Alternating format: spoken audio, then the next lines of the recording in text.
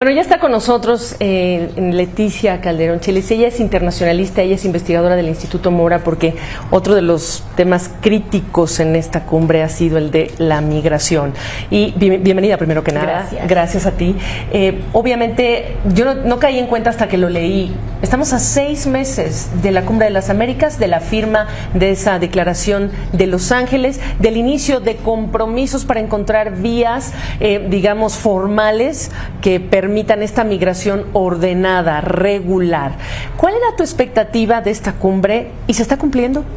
Bueno, mis expectativas siempre son muy moderadas, hay que decirlo, ¿no? Porque México es un país que firma absolutamente todos los convenios desde hace muchos años, no tiene que ver con esta administración.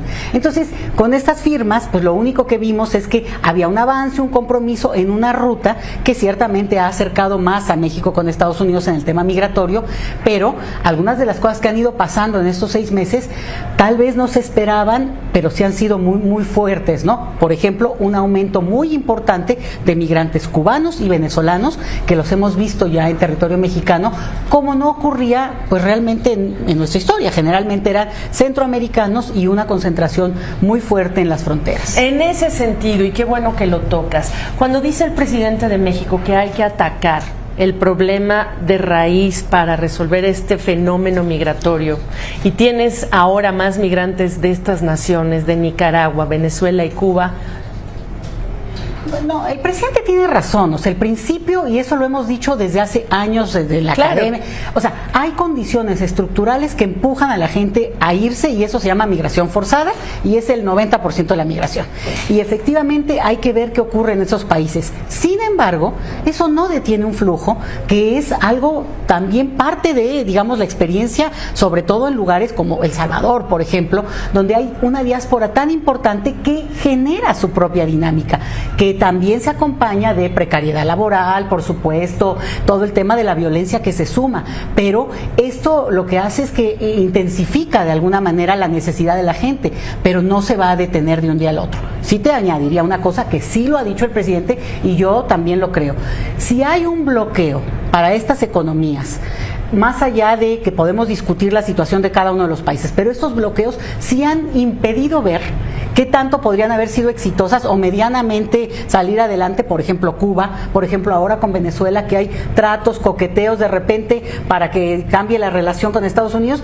Bueno, eso es parte de lo que provoca e intensifica el flujo migratorio. Quizá Cuba ya empezaba el deshielo en la temporada o en la época de Barack Obama. Así es. Pero pensemos en Nicaragua, que es blanco y negro en el sentido de un régimen donde se están eliminando las libertades, donde hay persecución política, y es parte también de este grupo de personas que sale de sus países. Cuando yo te hablo de resolver de raíz, estoy pensando en estas situaciones más complejas, porque el comunicado de la Casa Blanca habla de seguir con los mecanismos para ordenar la migración, de un website en internet para que la gente sepa cuáles son las condiciones de viajar, pero en casos como esos que son más complejos. Mira, a Nicaragua ni la menciono porque es impresentable, ¿no? Hay una serie de cosas que no podríamos aquí ponerla, ni siquiera yo la compararía con otros casos como Venezuela o Cuba.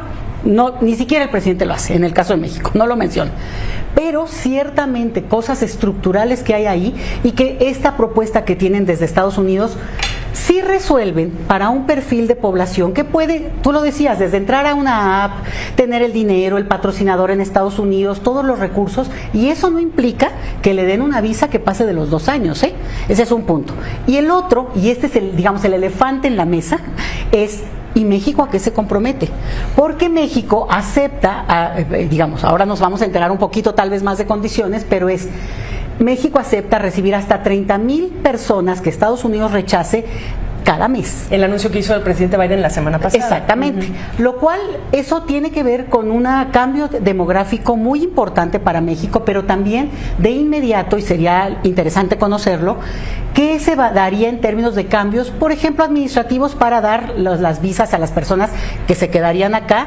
Irremediablemente, porque su idea de destino no es México, sino Estados Unidos, pero bueno, tocaría eso.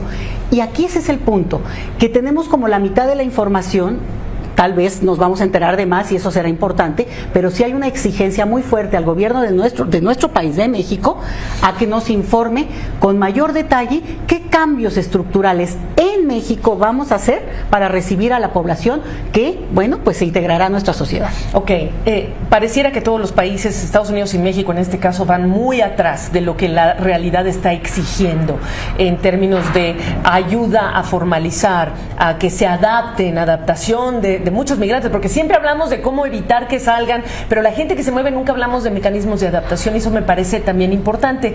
Pero, y estos líderes dependen de sus congresos, eso está claro. Ahora, ¿qué pasa con estas imágenes dramáticas de personas en refugios que están rebasados porque ya no cabe una persona más en el norte de México, y también esta exigencia en el sur que vemos de personas que dicen, las autoridades mexicanas exijo que me den un salvoconducto para yo poder pasar? Este otro drama, ¿en dónde se toca? ¿En qué mesa? Mira, es una mesa que es complicada porque sobre todo toca a la Comar en el caso de México y que tiene reducida sus, digamos, el recurso que tiene.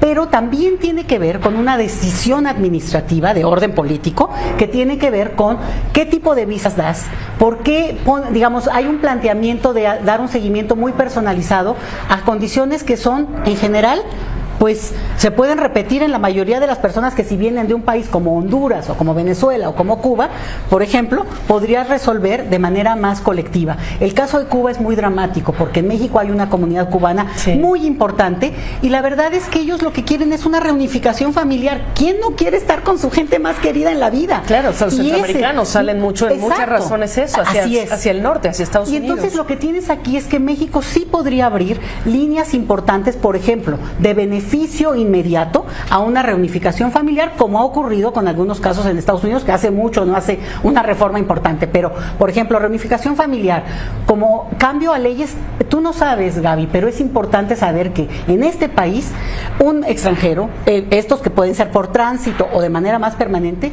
va a un banco y no puede resolver trámites básicos. Entonces, aunque le manden dinero, no puede, digamos, hacer uso de su propio recurso. Entonces, acabas volviendo a la gente carga social cuando la gente podría trabajar o tener una forma de recibir recursos. Y te voy a decir un punto que no me resisto a mencionar.